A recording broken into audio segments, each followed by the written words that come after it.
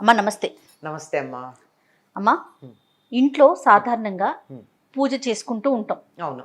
కొంతమంది నిత్య పూజ చేస్తారు, కొంతమంది ఒక స్పెసిఫిక్గా గురువారం అని ఒక రోజు, శుక్రవారము, శనివారము ఇలా ఒక్కొక్క రోజును పెట్టుకొని వారంలో ఆ రోజు పూజ చేసుకుంటారు. అయితే ఇంట్లో పూజ చేసేటప్పుడు ఎవరు చేస్తే ఎక్కువ ఫలితం ఉంటుందమ్మా?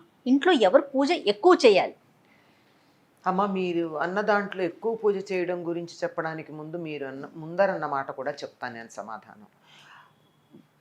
వారానికి ఒక రోజే చేస్తామేమిటి పూజ?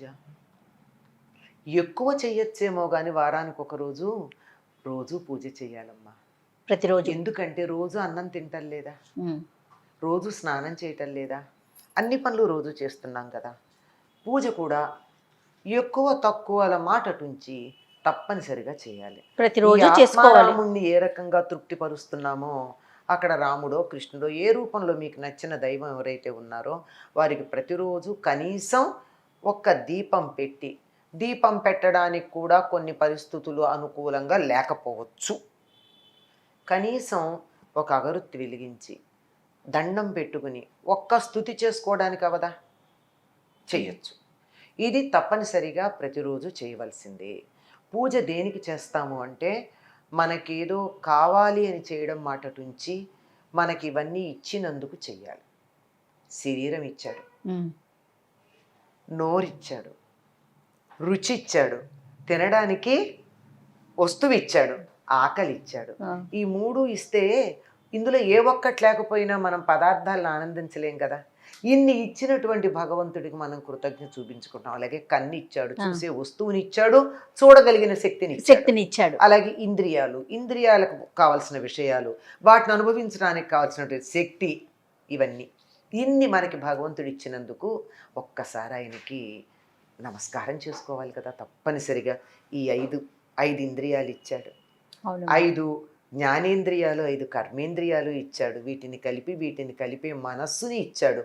అందువల్ల ఒక్కసారి హృదయం దగ్గర ఇంద్రియాలని, కర్మేంద్రియాలు, జ్ఞానేంద్రియాలు, మనస్సు కలిపి ఇక్కడ నమస్కారం చేసుకోవాలి. అందుకని తప్పనిసరిగా రోజు చేయాలమ్మా. ఎంత చేస్తామన్నది వేరు. మీరు అన్నట్టు ప్రత్యేకంగా చేయడం అన్నది వారానికి ఒక రోజు చేసినా 2 రోజులు చేసినా మీ ఇష్టం. కానీ రోజు మాత్రం ఎంతో కొంత చేయక తప్పదు. ఒక దండమన్నా పెట్టమంటారు, అన్నా చెయ్యాలమ్మా.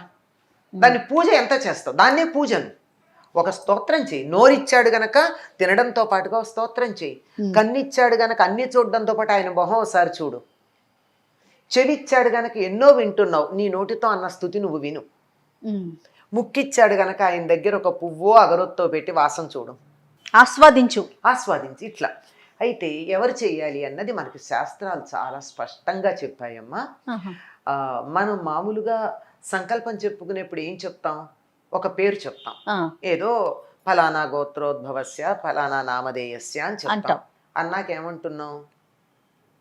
ధర్మపత్ని సమేతస్య సహకుటుంబాన అని చెప్తున్నాం. అంటే ఎవరు పూజ చేస్తున్నట్టు? యజమాని అన్న పదానికి కూడా అర్థం ఏమిటంటే, పూర్వకాలం యజ్ఞాలు చేసేవారు. యజ్ఞం చేయడానికి అక్కడ కూర్చునేవాడెవడో వాడు యజమాని. మిగిలిన వాళ్ళందరూ దానికి అమరుస్తారు. ఇప్పుడు యజ్ఞం ఒక ఆయన కూర్చుని చేస్తున్నాడమ్మా, చేస్తూ ఉంటే దానికి కావాల్సిన వస్తువులు ఇవ్వాలి కదా, కుటుంబం అంతా సహకరించాలి కదా. అలా కుటుంబం అంతా సహకరిస్తుంది, ఒకళ్ళు చేస్తున్నారు, ఫలితం అందరికీ వస్తుంది. అంచేత ఎవరు అంటే ఆ ఇంటి యజమాని ఎవరున్నారో, ఇంటికి పెద్ద ఎవరున్నారో ఆ పెద్ద పూజ చేస్తే చాలు. ఇంటిల్లిపాదికి వస్తుంది. ఎందుకని ఆ సంకల్పంలోనే ధర్మపత్ని సమేతస్య, ఆవిడ పక్కన కూర్చుని ఉండొచ్చు, ఉండకపోవచ్చు. సరిగ్గా ఆయన పూజ అంతా అయిపోయే సమయానికి నైవేద్యం తీసుకొచ్చి అక్కడ పెడుతుంది కదా, చాలుగా, అందులో భాగమే. లేదు ఈయన ఇక్కడ కూర్చుంటే పిల్లలు వెళ్ళి పూలు కోసుకొస్తారు ఇంట్లో, ఇప్పుడు వాళ్ళు కూడా అందులో భాగస్వామ్యం అయినట్టే కదా. వాళ్లే కూర్చుని చేయాలని ఏం లేదు. నిజానికి ఒక ఇంట్లో ఒక దేవుడి మందిరం ఒక్క పొయ్యే ఉండాలి అని చెప్పారు. ఒక్క పొయ్యి అంటే ఎన్ని స్టవ్లు, ఎన్ని బర్నర్లు కాదు లెక్క, ఒక వంటిల్లు అని అర్థం. ఇది లేక అయ్యో దీని మీద ఒక వివరణ మనం చేసాం. అది 3 పొయ్యిలు ఉండొచ్చా, 3 స్టవ్లు ఉండొచ్చా, 4 స్టవ్లు ఉండొచ్చా, ఇట్లాంటి లెక్క. అది కాదు లెక్క. ఒక్క పొయ్యి అంటే అర్థం ఏంటంటే ఒక వంటిల్లు, వంట చేసేది అది. ఎవరి వంట వాళ్ళు చేసుకుంటాను, నా వంట నేను, నీ వంట నువ్వు అనుకుంటే అది ఇల్లు కాదు. అసలు సత్రంలో కూడా ఎవరి వంట వాళ్ళకు ఉండదు కదా, అందరికి కలిపే చేస్తారు. కనుక అలాగే దేవుడి మందిరం ఒకటే ఉంటుంది, పూజ ఒకటే ఉంటుంది. ఎవరు చేస్తారు, ఎవరు చేయాలి అంటే ఇంట్లో ప్రధానం ఎవరో ఎవరు, అసే యజమానస్య అని చెప్పే కదా చెప్తున్నారు. ఆ ఇంటి యజమాని ఎవరున్నారో, ఇంటి పెద్ద ఎవరున్నారో ఆయన చెయ్యాలి పూజ. మిగిలిన వాళ్ళందరూ ఆయనకు సహకరిస్తే చాలు, అందరికీ సమానంగా ఫలితం వస్తుంది. నేను పూజ చేయలేదు నాకు వస్తుందా అని అనుకోనక్కర్లా. ఆ ఇంట్లో పాకుతూ ఉండే పసిపిల్లాడు ఉంటాడే మనవడు, వాడికి కూడా అంత ఫలితం వస్తుంది అతను చేస్తే. సహకుటుంబస్య అన్నాడుగా, అవును. అంచేత ఆయన చెయ్యాలి. మరి వెంటనే ప్రశ్నలు 100 పుట్టుకొస్తాయి. ఆయన చేయకపోతే, కుదరకపోతే ఉంటాయి కదా ప్రశ్నలు ఎప్పుడు. ఒకవేళ ఆయన చెయ్యడానికి వీల్లేని పరిస్థితి అయినప్పుడు ఇంట్లో ఎవరైనా చెయ్యొచ్చు, అయినా ఒకళ్ళే చేయాలి, ఎవరో ఒకళ్ళు.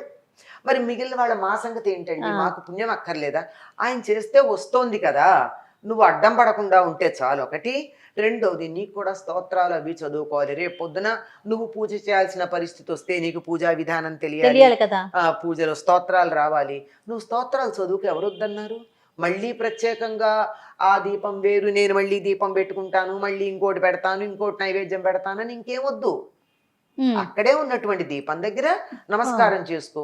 అదేమన్నా కొండెక్కుతోందేమో అని అనుమానం వస్తే కొంచెం నూనె వేయి, అందులో వేసి ఇంకో అగరొత్తి వెలిగించు, నమస్కారం చేసుకో. నువ్వు చదువుకోవాల్సిన స్తోత్రాలన్నీ చదువు, చేసుకోవాల్సిన జపాలన్నీ చేసుకో. షోడశోపచార పూజ మాత్రం చేయాల్సిన అవసరం లేదు. షోడశోపచారం కాకపోతే పంచోపచారం తప్పకుండా చేయాలమ్మా. ఎందుకంటే 5 ఉపచారాలు చెప్తారు.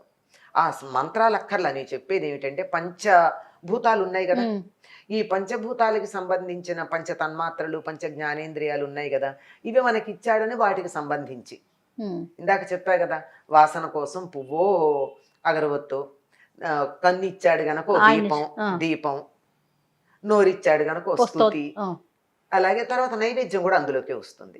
నోటితోనే కదా తింటాము. అంచేత వాక్ ఇచ్చాడు గనక చదవడం, వినడం, ఇవి. అందుకని ధూపం, దీపం, నైవేద్యం, గంధం, భూమి గంధతత్వం, లం పృథ్వీతత్వాత్మికాయే నమః గంధం పరికల్పయామి అని చెప్తాం. పృథ్వీకి గంధం వాసన గనక కాస్త గంధం, ఇలాంటివన్నీ సమర్పించుకుని మనకు ఓపాన శక్తి.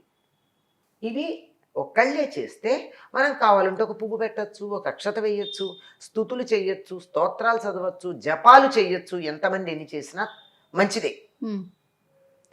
మొత్తం అందరికీ వస్తున్నప్పుడు అది కూడా. ఇప్పుడు ఇంట్లో యజమాని చేసేసాడు, మీరెళ్ళి చేశారు, నేను వెళ్ళి చేశాను, ఇంకోళ్ళు వెళ్ళి చేశారు. ఎక్కడ చేశారు? యజమాని సంకల్పం చెప్పిన చోటే కదా వీళ్ళందరూ చేసింది. మొత్తం అంతా కలిసి కుటుంబానికి అంతా మేలు కలుగుతుంది. ఎందుకంటే కుటుంబానికి మేలు కలిగించిన పుణ్యం మాత్రం వీళ్ళకి వస్తుంది. అంచేత ఇంటి యజమాని చెయ్యాలి, ఒక్కళ్ళే చెయ్యాలి. కానప్పుడు ఇంకో ఎవరో ఒకళ్ళు వాళ్ళ పేరుతే చేస్తారు. ఎవరు చేసినా ఆ పేరుతోనే. ఇప్పుడు ఆవిడ చేసింది ఆయనకు వీలు కాలేదు, ఊరెళ్ళారు, పూజమానం కదా, అలా యజమానస్య ధర్మపత్ని అనే చెప్పుకుని చేస్తుంది ఈవిడ, అంతే కదా.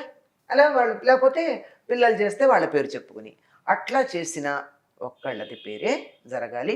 ఇంటి యజమాని పేరు మెయిన్ స్విచ్ లాంటిది అనమాట.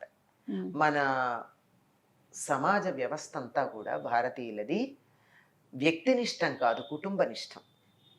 మనకి కుటుంబం ఒక ప్రమాణం, వ్యక్తులు కాదు. ఒక యూనిట్, ఒక కుటుంబమే. నిజానికి మనకి స్వతంత్రం వచ్చేటటువంటి సమయంలో ఆలోచన చేశారు, ఓటు కుటుంబానికి ఒకటి ఇద్దామా, వ్యక్తులకు కాకుండా అనే ఆలోచన కూడా జరిగింది. మనంతా మనకి ఫ్యామిలీ యూనిటీ అన్న దాని మీద ఒకప్పుడు అంతటి పట్టు ఉండేది. అది నెగ్గలేదు అనుకోండి, అసలు ఎవరు అంగీకరించలేదు, వేరే మాట.